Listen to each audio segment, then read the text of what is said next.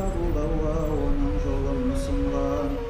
Пайғамбарды құрмет ету міндетін, туған күні той қылмағын сүннетін, жарылқасын тәңірім оның үмметін, атқарысқан Расулулла сүннетін.